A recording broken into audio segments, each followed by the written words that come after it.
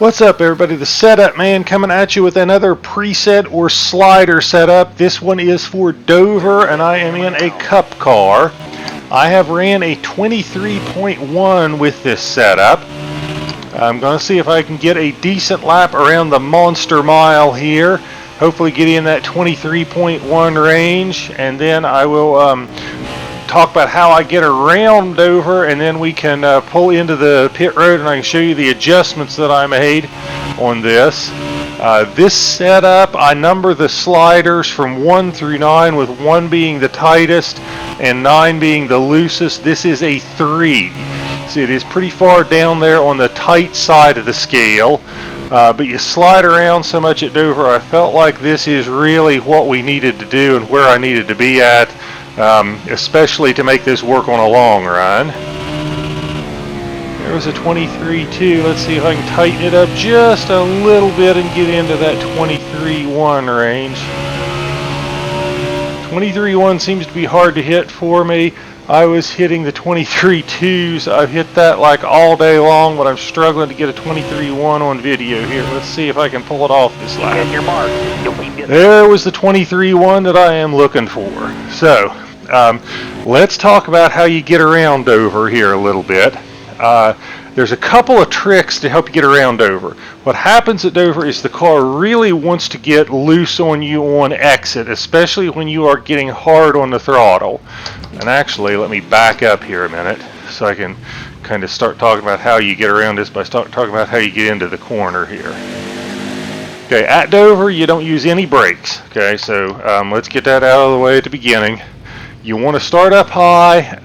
It's hard to notice here going slow, but when you're going fast, you can really notice that about this overpass there is a bump. It's kind of like almost, I would call it a bump, like a wave, a hump that you go over. As soon as you go over that hump, or shortly thereafter, I start to lift, probably about the end of this shadow. Okay. I don't want to go any further. It's easy to overdrive it. If you overdrive it, it always bites me on the corner exit. So I try to lift what I think is probably a little bit early. I let the car roll. I am turning the wheel and trying to get to the bottom, and I am really turning it harder in the middle of the corner. I want to get this thing, the car turned, get it rotated so that I am good to go on corner exit. Okay, because what happens is when you're coming on corner exit, a lot of people get really loose, and especially as the tires where it gets really loose. What you can do as a driver, besides what you can do with a setup, is you want to have the car turned. You want to be coming out of this corner and starting to straighten the wheel up as you're coming out of the corner. If you're coming out of this corner and you're turning the wheel harder and harder left to try to get it back down to the bottom because you didn't get it rotated in the middle, that's when you're going to get loose. So you kind of want to turn the wheel. I kind of turn the wheel as I go into the corner. When I get to mid-corner, I turn it even harder, and then that really gets me rotated in the middle. I'm off the throttle, as you could probably tell watching it for quite a while, and when I am off that throttle is when I really want to turn the wheel hard left and get it to rotate.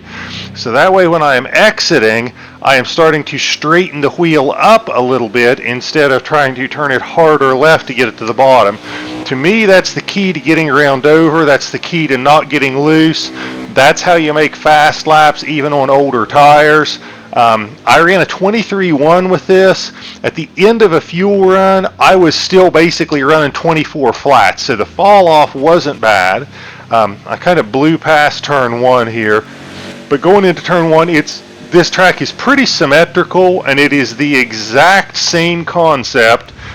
You got the same hump up here, and it's about here is the hump, about where I think this 1 is. That seam right there that I went over is probably where the apex of that little hump is. But what you want to do is shortly after you get over this hump, you lift, you let the car come down to the bottom. You want to get it to rotate while you are coasting and off the throttle. You turn the wheel hard so that when you're coming out on exit, you're straightening the wheel up and not turning it harder left.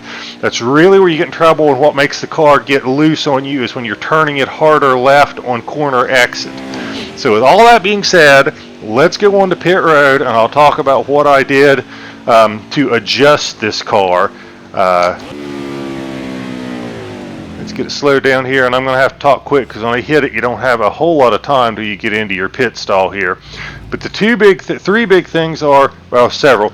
The tape. I was running 255 before I adjusted tape. I actually had to go down on the tape. I went up 2 clicks on the wedge to try to tighten it up. I went up 4 pounds on the left front. That is up 4. It was 19, now it's 23. I went down 2 pounds on the right rear. That's what I had to do to get the car to keep from getting loose on exit. Even though I was trying to use the good technique and not be turning the wheel too hard, it was still getting loose on exit. But up 4 pounds on the left front, down 2 pounds on the right rear, down 1 click on the wedge, or down 1 click on the tape, up 2 clicks on the wedge. That is your Dover setup. That is a 23-1. Hope it works well for you guys. Hope you turn lots of fast laps. Try it out. Tell me what you think, and hope it works well for you guys, and hope you guys have a great day, and thank you guys for tuning in.